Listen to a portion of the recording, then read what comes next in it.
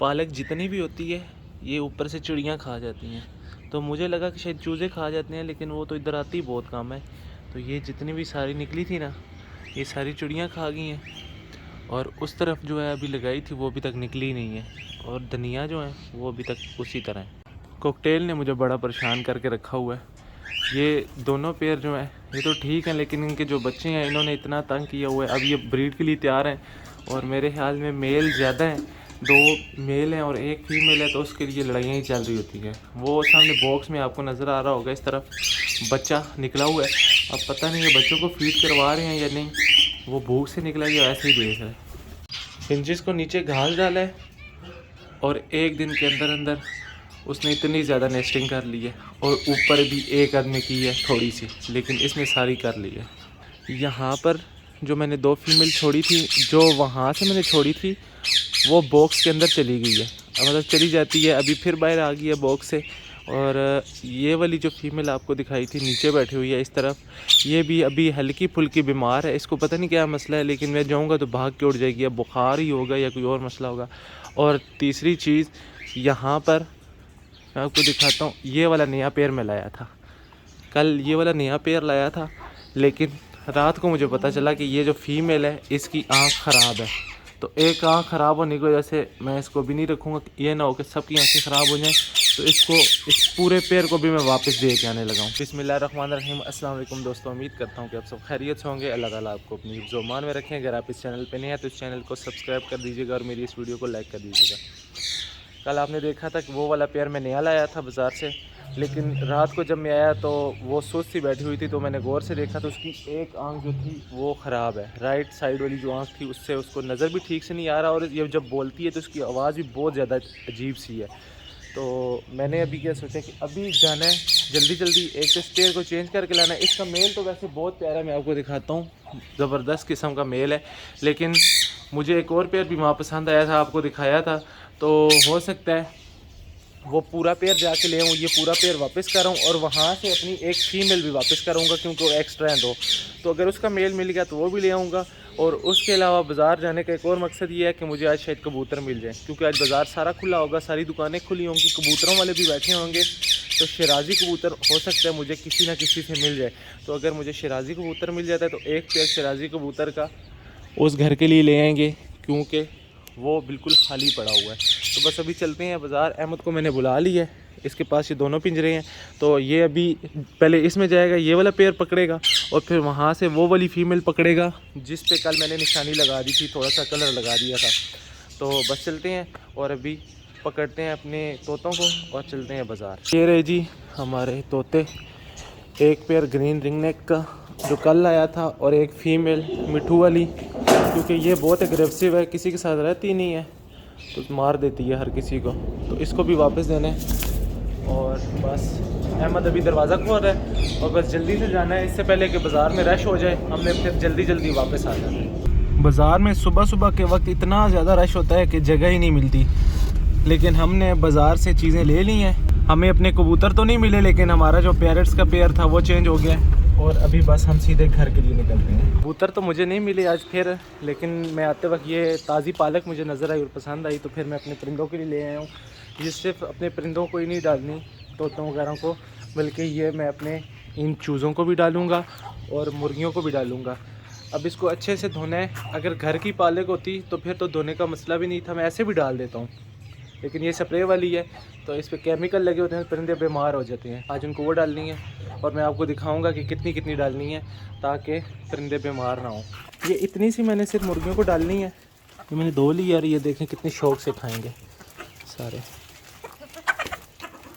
ये गर्म होती है तो इससे इनकी सर्दी जो इनको लगती है उसमें थोड़ी सी कमी हो जाती है। बॉक्स की सूरत कुछ यूँ है कि ये देखें, सिर्फ एक इसमें घास है, इन तीनों में से निकाल के उन्होंने नीचे सारा फेंक दिया है और यहाँ इन 2 में से भी फेंक दिया है। अब सिर्फ यहाँ पर है और वहाँ पर है, और सारे अंडे या यहाँ दे के जाती हैं वहाँ दे के जाती है, इन तीनों में नहीं दे के जाती। तो अभी मैं घास नहीं दोबारा से डाल रहा, क्योंकि ये बड़ा तंग करती हैं, दोबारा से फेंक देती हैं।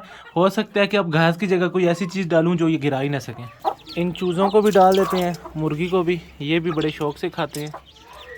मुर्गियों को और चूज़ों को जो मैं पालक डालता हूँ वो बिना साफ़ किए ऐसे ही बस धो के डाल देता हूँ, लेकिन अपने परिंदों को एक तो बिल्कुल साफ़ करके एक एक दाना अलग करके एक एक पत्ता और अच्छे से धो के इनको डालता हूँ। सुखाने की कोई ज़रूरत नहीं है, सारे कहते हैं सुखा के डालनी चाहिए, ऐसा होता है वैसा होता है, मैंने कभी सुखा के नहीं डाली, बस धो के डाल देता हूँ। लेकिन एक चीज़ का ख़ास ख्याल रखना कि क्वांटिटी, मैं इनको गर्मियों में भी डालता रहा हूँ, गर्म होती है, लेकिन इसका ये मतलब नहीं है कि आप डालें ही ना, गर्मियों में भी सर्दियों में भी, लेकिन एक क्वांटिटी ख़ास मकदार मैं आपको दिखाऊँगा कितनी डालनी है। अगर आपके परिंदे ख़ास तौर पे बजीज़, लव बर्ड और कॉकटेल अंडे बच्चे नहीं कर रहे तो बहुत ज़्यादा अहमियत रखती है, ये बहुत ज़्यादा अहम है।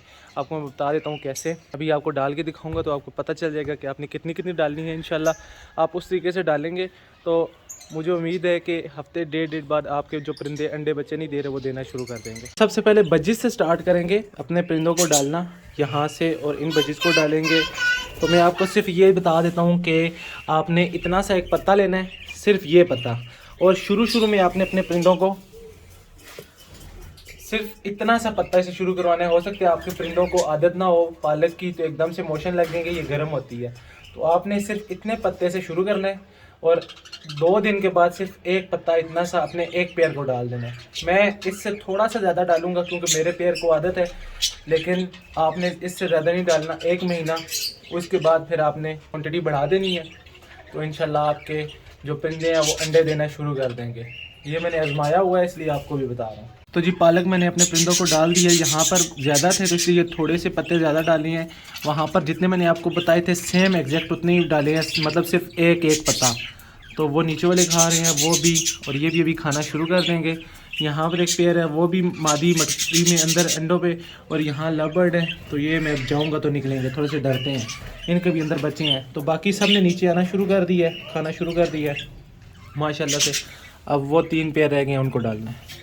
1 से 2 मिनट के अंदर अंदर इन्होंने सारा कुछ खा लिया, बिल्कुल खा पी के ना, ये देखें यहाँ तो बिल्कुल ही ख़त्म हो गया, इस पेयर ने भी ख़त्म कर दिया है, और इस पेयर ने ये अंडे नीचे फेंकना शुरू कर दिए हैं जो मटकी में पुराने थे, और अब ये फीमेल मटकी के अंदर जा रही है, हो सकता है कि जल्द आजकल अंडे दे दे। Cockatiel, finches, love bird, budgies और रिंग नेक को भी मैंने एक एक पत्ता डाला है, इनको भी डाल दिया है। ये भी मैं पीछे हो जाऊंगा तो ये खाने के लिए आ जाएंगे। फिंचेस नीचे उतरी हुई हैं, खा रही हैं, और कॉकटेल जो हैं वो भी नीचे उतर के खा रहे हैं, कुछ वहाँ नीचे खा रहे हैं और कुछ ऊपर बैठे हुए खा रहे हैं। तो पालक तो खैर मैंने सबको डाल दी है, बहुत ज़्यादा बच गई है, एक थोड़ी सी गटी हो तो आपकी सारी बच जाती है, इनको एक एक पत्ता ज़रूरत होता है। तो खैर मैं कबूतर लेने गया था, मुझे कबूतर बिल्कुल भी नहीं मिले। एहसन भाई ने कहा कि थोड़े से दिन सब्र करें, अच्छी चीज़ आएगी तो दूंगा। तो रास्ते में आते हुए मेरे घर के करीब जो कबूतरों वाले हैं, मैं उन्हें उनसे भी पता किया तो मुझे कहीं से नहीं मिले, और एक बंदे ने तो मुझे ये कहा कि अभी कबूतरों में बीमारी आई हुई है तो अभी कबूतर ना लें वरना आपके बाकी परिंदे सारे बीमार हो जाएंगे। तो कह रहा था कि 2 महीने तक लें। तो खैर जब भी मुझे अच्छे कबूतर मिलेंगे ले आऊँगा। लेकिन एहसन ने मुझे एक और बात भी बोली है, एहसन ने मुझे कहा है कि कबूतरों को अपने इन परिंदों से कम 20-30 फुट दूर रखो, बिल्कुल करीब रखोगे तो फिर ये सारे परिंदे मरना शुरू हो जाएंगे। तो फिर मैंने ये सोचा है कि अगर हम कबूतर यहाँ से हटा कर ऊपर सामने वो ऊपर जो छत है मोमटी है उसके अंदर सेटअप बना लें तो ज़्यादा अच्छा हो जाएगा। तो आप सब ने मुझे बताना है कि क्या कबूतर यहीं पे रखूं या ऊपर ले जाऊं, क्योंकि अब मुझे कबूतरों की वजह से बहुत ज़्यादा अपने इन परिंदों का डर शुरू हो गया कि इनको कोई नुकसान ना हो जाए। पहले ही मेरा नुकसान ज़्यादा हो रहा है और तब से हो रहा है जब से मैं कबूतर लाया हूँ। तो अगर कबूतरों को यहाँ से शिफ्ट कर लें, क्योंकि मुर्गियाँ दूर हैं तो मुर्गियों की बीमारी इस तरह जल्दी नहीं आ सकती, कबूतर बहुत ज़्यादा करीब है और जो पेयर लाया हूँ वो तो है ही पिंजरों के अंदर इनके साथ। तो कोशिश करता हूँ कि मैं कबूतरों का सेटअप वहाँ पे बना लूँ। तो आपने मुझे कमेंट करके ये ज़रूर बताना है कि परिंदों को यहाँ पे रख लूँ और यहाँ से कबूतरों को शिफ्ट करके ऊपर रख लूँ, क्या वो ज़्यादा बेहतर है या फिर यहीं पर रखा जाए। यहाँ पर बाजरा अब यहाँ कुछ डाल दिया है, पहले मैं उस छत पर डालता था लेकिन अब इतना वक्त ही नहीं मिलता कि उस छत पर जाया जाए। यहाँ भी जब से ये घर बना है मैं दूसरी दफ़ा यहाँ पे आ रहा हूँ, और पहले मैंने सोचा था कि अपने जो पिंजरे हैं कबूतरों के वो इस जगह पे बनाए जाएँ, लेकिन यहाँ पर मैं फ्यूचर में कुछ सोच रहा हूँ कि यहाँ हो सकता है मास्टर केज बना लूँ जिसके अंदर या तो सारे तोते रखूँगा या कबूतर, डायमंड और फिंचेस वगैरह की सारी नस्लें रखूँगा। तो उस वजह से फिर मैं यहाँ भी नहीं बना सका। अब वहाँ से मैं सोच रहा हूँ कि वहाँ ऊपर रख लिया जाए तो बहुत ज़्यादा बेहतर है, लेकिन वहाँ जाने का एक इशू है कि रोज़ाना मैं वहाँ जा नहीं सकता, मेरा चक्कर ही नहीं लगता, इतने दिन मुझे याद ही नहीं रहेगा तो फिलहाल तो हम यहीं पे छोड़ के उनको चेक करते हैं। जो जगह बना ली है अब उसको ज़ाया नहीं करेंगे, उसके अंदर कुछ ना कुछ रखेंगे। तो अगर वो यहाँ सेट हो गए या उनकी वजह से मेरे किसी और परिंदे को नुकसान ना हुआ तो फिर यहीं रहेंगे, वरना उनको ऊपर शिफ्ट कर दूँगा। इस जगह पे नीचे इस तरह ये कोई दरख्त वगैरह लगी है, खाली ज़मीन है, तो इतनी ज़्यादा बिल्लियाँ हैं। इस कॉर्नर में उन्होंने बच्चे दिए हुए हैं और वो हाँ सामने कुछ उन्होंने बच्चे दिए हुए हैं, तो वो सारा दिन यहाँ घूमते रहते हैं। लेकिन शुक्र है कि मेरे परिंदों को अभी तक उन्होंने कोई नुकसान नहीं पहुँचाया। तो दोस्तों कबूतर आज फिर नहीं मिले, फिर कल कोशिश करूँगा किसी से मिल जाएँ। और जल्दी से मैं अभी 1-2 जगह पे और पता करता हूँ, अगर मुझे कहीं से मिल जाते हैं और अगर मुझे शराजी नहीं मिलते तो जो भी मुझे और कोई मिल जाते हैं पसंद आते हैं तो फिर एक पेयर ले आते हैं, तब तक कि वो घर खाली ना हो। तो खैर आज का व्लॉग यहीं तक था। आज के व्लॉग को करेंगे यहीं पे ख़त्म। मुझे रखिएगा अपनी दुआ में याद। अगले व्लॉग तक के लिए मुझे दीजिए इजाज़त, तब तक के लिए अल्लाह हाफ़िज़।